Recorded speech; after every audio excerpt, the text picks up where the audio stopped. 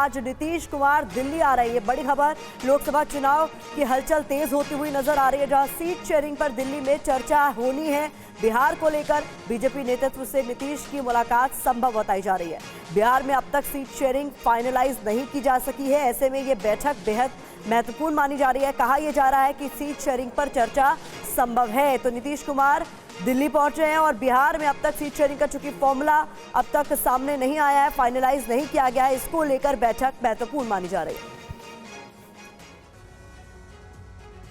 और इस बीच एक और बड़ी खबर है, कैबिनेट विस्तार के बाद बिहार बीजेपी में बताया जा रहा है नाराजगी की खबर सामने आ रही है। एमएलए राजू सिंह के आवास पर एक गुट की बैठक, ज्यादा एमएलसी को मंत्री बनाए जाने से नाराज नजर आ रहे हैं कुछ विधायक। राजू सिंह के घर पर 12 विधायकों की इसको लेकर बैठक भी हुई है। तो कैबिनेट विस्तार हुआ है जिसमें एमएलसीज को भी मंत्री बनाया गया इस बार, और इसको लेकर साफ तौर पर नाराजगी विधायकों में नजर आ रही है। तो कैबिनेट विस्तार, बिहार बीजेपी में तकरार, खबर क्या सामने आ रही है आपके सामने जानकारी रख देते हैं। बता दें आपको 14 मार्च को 21 नए मंत्री बनाए गए थे जब कैबिनेट विस्तार हुआ था। बीजेपी कोटे से अब तक 15 मंत्री बनाए गए हैं। जानकारी है कि 9 विधायकों को मंत्री पद मिला, लेकिन इसके अलावा 6 एमएलसी भी मंत्री बनाए गए हैं। बड़ी संख्या में एमएलसी के मंत्री बनने से एमएलए नाराज बताए जा रहे हैं। 16 मार्च को नाराज विधायकों की बैठक हुई, 12 बीजेपी विधायक बैठक में शामिल भी हुए। तो इसको लेकर जो खबर सामने आ रही है उसी पर अपडेट्स के लिए आमोद राय का मैं रुख करना चाहूंगी। आवाज जी, ये बताइए, कुल मिलाकर ये नाराजगी जो है ये किसी तरीके से कोई संकट तो नहीं पैदा कर देगी बिहार में? देखिए, एमएलसीज को बनाने को लेकर बीजेपी विधायकों की नाराज़गी जाहिर तौर पे हो सकती है, क्योंकि आमतौर पे ये परिपाटी रही है कि ज़्यादा से ज़्यादा विधायकों को एकोमोडेट किया जाता है मंत्रालय में और कम से कम मंत्री परिषद में जगह मिलती है एमएलसीज को।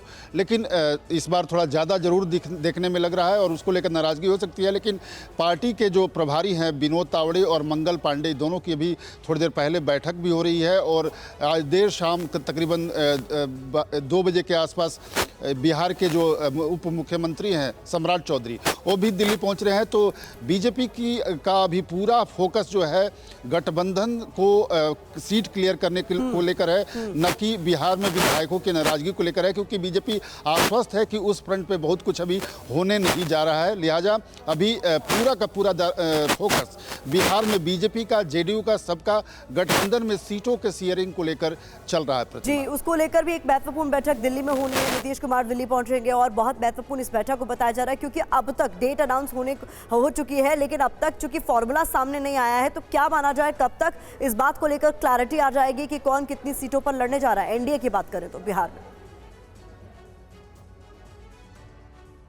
देखिए प्रतिमा, आज मुख्यमंत्री नीतीश कुमार दिल्ली पहुंच रहे हैं। तकरीबन 8 बजे रात में वो दिल्ली पहुंचेंगे और अगले 2 दिन तक वो दिल्ली में ही रहने वाले हैं। माना जा रहा है कि कल का दिन जो है वो बिहार में एनडीए के सीट शेयरिंग के लिए सीट बाई सीट लॉक कर दिया जाएगा। और जो 2 इसके और स्टेक होल्डर्स हैं, तो खास करके अगर बात करें उपेंद्र कुशवाहा और मांझी, जीतन राम मांझी, वो दोनों भी दिल्ली में हैं और इसके अलावा चिराग पासवान तो यहाँ है ही।